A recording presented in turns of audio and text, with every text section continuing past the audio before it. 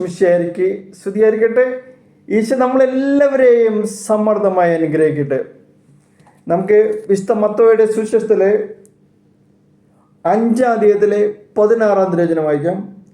അപ്രകാരം മനുഷ്യർ നിങ്ങളുടെ സൽപ്രവൃത്തികൾ കണ്ട് സ്വർഗ്ഗസ്ഥനായ നിങ്ങളുടെ പിതാവിനെ മഹത്വപ്പെടുത്തേണ്ടതിന് നിങ്ങളുടെ വെളിച്ചം അവരുടെ മുമ്പിൽ പ്രകാശിക്കട്ടെ. Praise the Lord.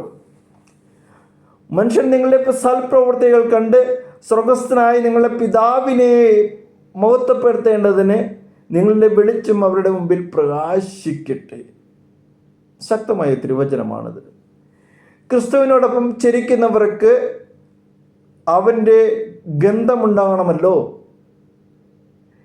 അന്നൊരിക്കൽ കൂടി ക്രിസ്തു ലാസറിൻ്റെ വീട്ടിൽ പോയി തൻ്റെ കുരിശുമരണത്തിൻ്റെ ഏറ്റവും അടുത്ത ദിനങ്ങളിൽ ചെയ്ത അത്ഭുതമായിരുന്നു ലാസറിനെ മരണത്തിൽ നിന്ന് ഉയർപ്പിച്ചത്. ഏറെ പേർ ലാസറിനെ പ്രതി യേശുവിൽ വിശ്വസിച്ചു. പുരോഹിത പ്രമാണികളോ അവരെ അത് ചൊടിപ്പിക്കുകയും ചെയ്തു. ലാസർ അവൻ്റെ ഏറ്റവും അടുത്ത സുഹൃത്തായിരുന്നു.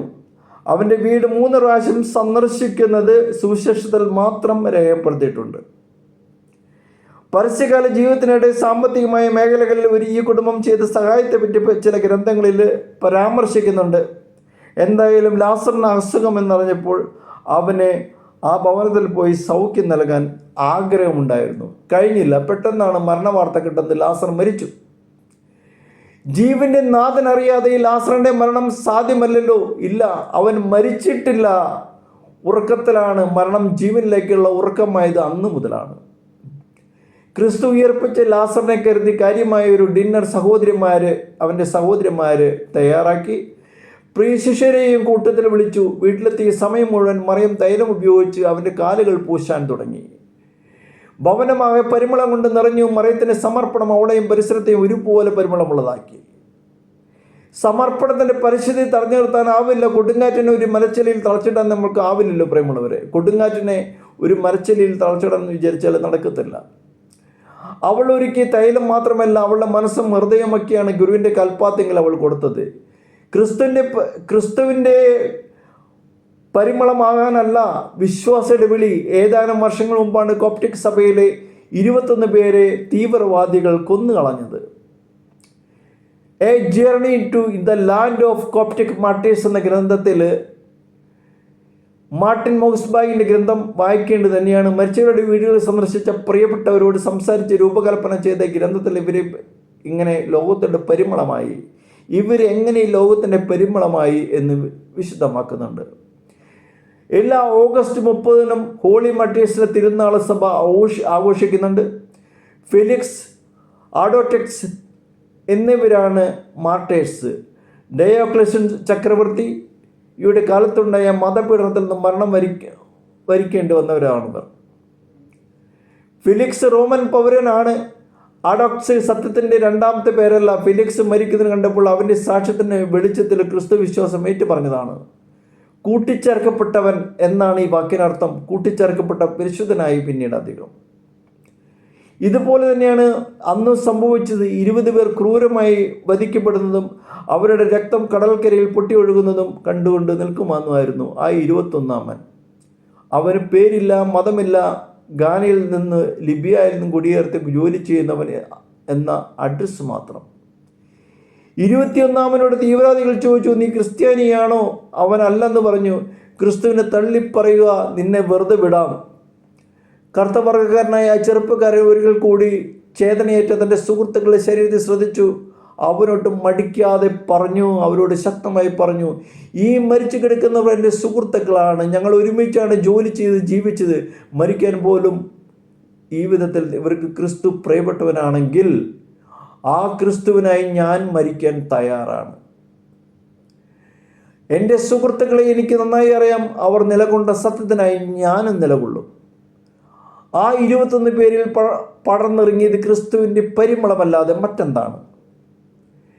കോപ്റ്റിക് സഭ മരിച്ചവരെ രക്തസാക്ഷികളായി പ്രഖ്യാപിച്ചപ്പോൾ ഇവൻ മാത്രമല്ല 21-ാമൻ പിതാക്കന്മാർ വീണ്ടും ആലോചിച്ചു, ശരിയാണ്, ഇവൻ മാമോസ സ്വീകരിച്ചിട്ടില്ല. പക്ഷേ ഇതിനേക്കാൾ വലിയ സാക്ഷ്യമുണ്ടോ? അവർ അവനൊരു പേര് നൽകി, മത്തായി. ആഗ്രഹത്താലെ മാമോദിസ സ്വീകരിച്ചവൻ ഇന്ന് രക്തസാക്ഷികളിൽ ഈ കറുത്തവർഗ്ഗക്കാരൻ്റെ മുഖം കൂടുതൽ വെണ്മയാർന്ന് നിലകൊള്ളുന്നു. ഓ റബി, യേശുവേ എന്ന് പറഞ്ഞ് പ്രാണനെ നൽകിയ മത്തായിയാണ് അവൻ.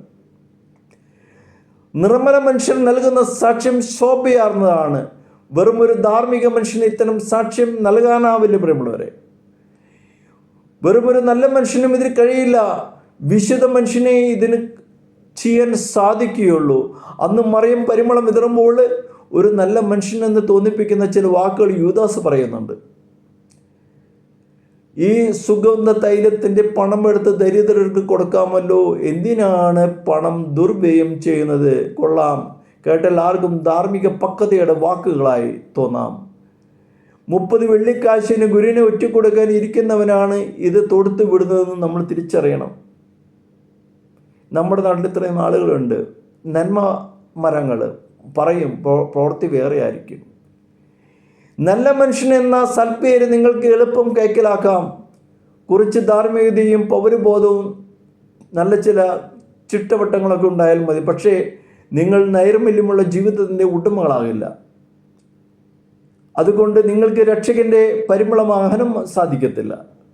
വിശുദ്ധ ലക്ഷ്യത്തോടെ സൽപ്രവൃത്തികൾ ചെയ്യുക. സ്വർഗപിതാവിൻ്റെ മഹത്വം കാണാം നമുക്കവിടെ. ഞങ്ങൾ ദൈവത്തിൻ്റെ ക്രിസ്തുവിൻ്റെ പരിമളമാണ് എന്നാണ് 2 കൊറിന്ത്യസിൽ 2:15 പറയാണ്. വിശുദ്ധ പൗലോസ് എഴുതി വെച്ചിരിക്കുകയാണ്, ഞങ്ങൾ ദൈവത്തിന് ക്രിസ്തുവിൻ്റെ പരിമളമാണ് എന്നാണ് ആദിമ ക്രിസ്ത്യാനികൾ പരിചയപ്പെടുത്തിയത്. ധൂപാർച്ചന ശേഷം ദേവാലയം മുഴുവൻ സുഗന്ധമായിരിക്കും. അർപ്പിക്കുന്നവൻ്റെ മേലും സുഗന്ധം ഏറെ നിലകൊള്ളും. പരിസരത്തെ മുഴുവൻ ആകർഷിക്കാനുള്ള വശ്യത അതിനുണ്ട്. സുഗന്ധത്തെ അവഗണിക്കാൻ ഒരാൾക്കും സാധിക്കില്ല. ക്രിസ്തുവിനെ ഭക്ഷിച്ചും ആരാധിച്ചും പ്രണയിച്ചും ധരിച്ചു നടക്കുന്ന വിശ്വാസിക്ക് ആ സുഗന്ധം നിർബന്ധമായും ഉണ്ടാകേണ്ടതാണ്. അതല്ലെങ്കിൽ എന്തോ പ്രശ്നമുണ്ട്. ഇടയന് ആടിൻ്റെ ഗന്ധമാണ് ഉണ്ടാകേണ്ടത്. ഇത് ഫ്രാൻസിസ് പാപ്പ പറഞ്ഞ വാക്കാണ്. ഇടയന് ആടിൻ്റെ ഗന്ധമാണ് ഉണ്ടാകേണ്ടത്. ആട്ടിൻ സൂപ്പ് കുടിക്കുന്നവരുടെ എണ്ണം കൂടിയതോടെ പ്രശ്നം നാം ക്രിസ്തുവിൻ്റെ പരിമളമാകത്തായി മാറി. പ്രിയമുള്ളവരെ, വചനം ക്രിസ്ത്യമാക്കണം. വചനം നമ്മൾ ഉൾക്കൊള്ളണം. വചനത്തിനനുസരിച്ച് ജീവിതത്തെ കരിപിടിപ്പിക്കണം. എന്നാൽ മാത്രമേ പൂർണ്ണതയിലൂടെ സ്വർഗരാജ്യത്തിലേക്ക് പ്രവേശിക്കാനായിട്ട് നമുക്ക് ഓരോരുത്തർക്കും സാധ്യമാകൂ. കുറേ പൈസ ഉണ്ടാക്കിയതുകൊണ്ടോ, ബാങ്ക് ബാലൻസ് ഉണ്ടാക്കിയതുകൊണ്ടോ, കുറേ സ്ഥലങ്ങൾ വാങ്ങിച്ചതുകൊണ്ടോ, പൊളിറ്റിക്സിൽ വലിയ അവതാരങ്ങൾ അല്ലെങ്കിൽ വലിയ അവസ്ഥ കിട്ടിയതുകൊണ്ടോ ഒന്നും നമ്മൾ സ്വർഗരാജ്യത്തിൽ പ്രവേശിക്കാൻ പോകുന്നില്ല. നമ്മൾ ക്രിസ്തുവിനോട് ചേർക്കപ്പെടണം. ക്രിസ്തുവിനാൽ നമ്മൾ നയിക്കപ്പെടണം. എങ്കിൽ മാത്രമേ നമുക്ക് പൂർണ്ണത കൈവരുള്ളൂ. നമുക്ക് പ്രാർത്ഥിക്കാം. യേശുവേ, എത്രയോ കാലമായി നിനക്കൊപ്പം ഞാൻ യാത്ര ചെയ്യുന്നു.